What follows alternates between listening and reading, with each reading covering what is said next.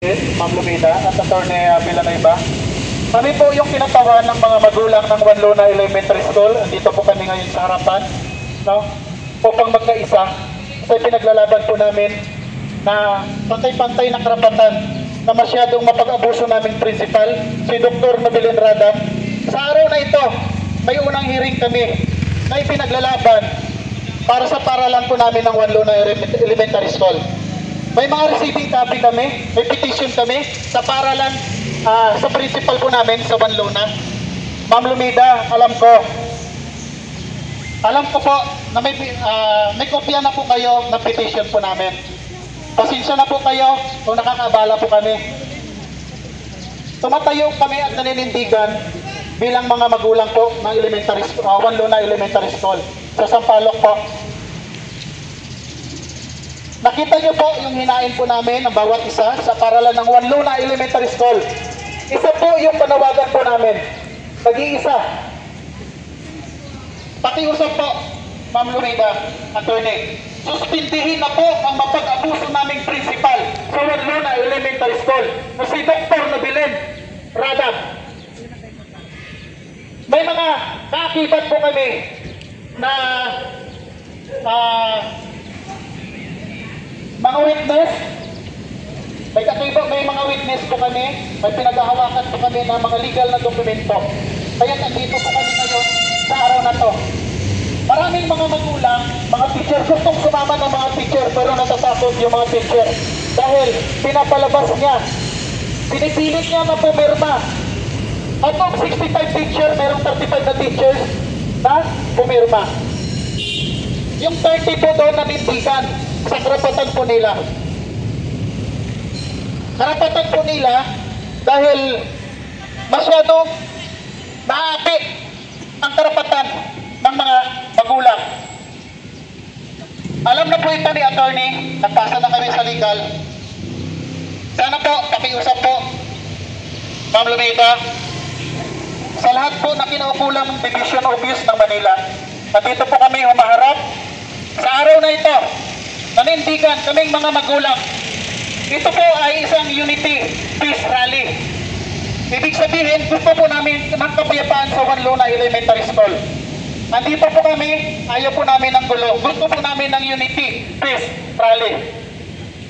So, napabayulit po ni Nobilin Radam yung karapatan ng mga magulang. Lalo-lalo na rin po, pag kinausap mo siya, pag kinakausap mo siya, matapang, may saywar, hindi mo siya makausap ng matino. So, kaya andito kami, no?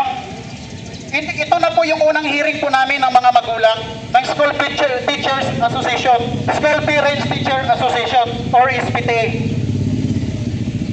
So, may mga hawak kaming legal document na pinaghahawakan po namin. Nakikiusap kami. Alam po yan ni Ma'am Lumida. Pagyot ang Juan Luna Elementary School. Bakit nasabi namin yan? Dahil wala ni isang magulang nagbrigada eskwela. Dahil nag-boycott kami. Nung dumating yung PSD na sana doon ganapin ang opening classes sa school namin, bagsak kami sa cleanliness. Out of 75 na complete, nagiging 72 kami. Sa mga nagdaan ng mga principal, hindi iyon nangyayari. Huwag tayo maging bulag-bulagan sa katotohanan. Sa totoo lang, first time po ito ginawa. Nanindigan ako para sa mga magulang. Nanindigan ako para sa estudyante. Nanindigan ako para sa mga teachers. Kaya andito kami ngayon. Nagsusumamo po kami andito sa harapan po ng Division Office. Pakinggan niyo po, suspindihin si Nobilin Radam! Suspindihin! Suspindihin! Habang ongoing yung investigasyon dahil namamanipulit niya yung mga teachers. Namamanipulit niya lahat ng mga teachers. Ang mga teacher ayaw pumirma, pinipilit niya. Sinasabi niya dahil sa promotion, bawal yun sa konstitusyon. Nagmaginakarta ng mga teacher, bawal po yun. Lagi niyang pinapatupad yung batas na Republic Act 9155, yung shall duty of principal. Siya mismo ang nagbabayulit na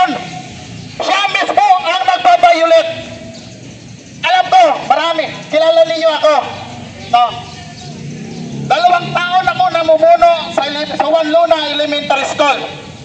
Andito kami.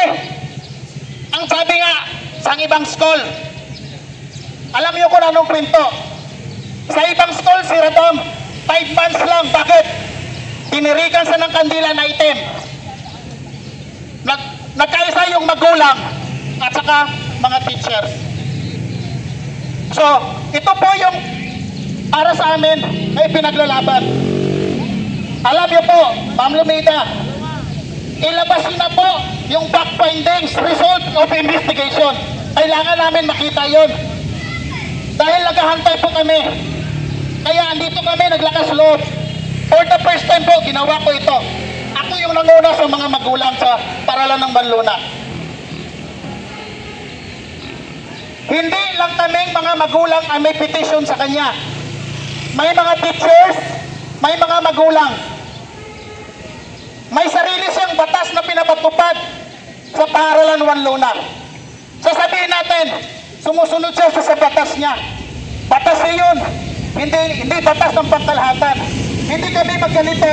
Kung maganda po ang ginagawa niya sa aming paralan. Mahal namin yung paralan Juan Luna Elementary School. Mahal namin. Sa buong District 4, yung Juan Luna, sa simula 22 hanggang 24, naging top 2 sa cleanliness. Pero nung dumating si Radam, sa buong elementary ng Manila, naging 72. Ganon ka-worse ang Juan Luna Elementary School. Isa pa dyan, gusto pumunta ni BBM nung opening classes sa school. Hindi natuloy. Bakit? Sobrang dugyot. Saan kami nagpunta? Saan kami nag-opening classes? Kasama din ba tayo, Ma'am Lumita? Doon kami nag-opening classes sa Epifanio Elementary School. So, ganun kadugyot yung school po namin. Ito po yung karapatan po naming mga magulang. Huwag po tayo magbulag-bulagan po, ma'am. Alam po namin, hindi po namin kayo hinahamon. Ang hiling lang po namin, pakinggan niyo po yung panig namin na nagkakaisa po kami.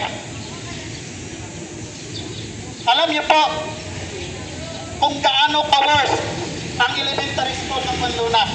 Naninindigan ako. Alam ko kung anong kinahihinat na nito. Pero maraming salamat sa kabila ng lahat. At ganito lang kami karami. Pero alam ko, maraming naninindigan. Takot lang, ayaw lang. Bakit? Dahil maapektuhan at tinatakot niya. Maapektuhan yung mga bata. Sana po, inihiling po namin sa Division Office Manila na maglabas po kayo. Mag-imbestiga po kayo ng masinsinan sa Juan Luna Elementary School. Yun lang po yung pakiusap po namin. Kaya nagkita-isa kami mga magulang sa kabila ng lahat. No? Mabigat para sa amin dahil mahal po namin yung school. Mahal po namin yung Juan Luna Elementary School.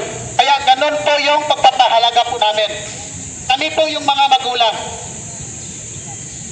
Unang hearing namin ngayon, umaasa kami at pinapanalangin po namin. Katuwang po yung 30 teachers na naiwan doon sa paralan ng Juan Luna na mananalo kami. Dahil hindi naging maganda ang pamamalakad ni Radam. Radam ng tawag ko, bakit? Very unprofessional siya na klaseng principal. Sa buong principal ng Manila, iwan ko lang kung may tatanggap ka sa kanya, kung gusto siyang lumipat. May mga source ako. May mga source ako. Wala nang tatanggap sa iyo, Dr. Nabili Radam, sa elementary dahil sa ugali mo na hindi maganda. Ilan lang kami nagtitindig dito sa harapan ng Division Office Manila. First time po namin ito gagawin. Bakit? Mahal po namin yung Juan Luna Elementary School. Ganon kami magpapahalaga sa elementary, para lang po namin sa Juan Luna. Yun lang po. Maraming salamat po. Maraming salamat po sa mga magulang na tumitindig ng kanilang karapatan. Sana po makakarating po ito kay Ma'am Lumita, kay Atty. Villanueva. Kailangan po namin ng agarang suspension ni Dr. Robert Radam ng principal ng Juan Luna para hindi siya maka-impluensya sa investigasyon Lalo-lalo na tinatakot niya yung mga teachers. Teachers, magulang. So, yun po. Maraming salamat po. Magandang umaga.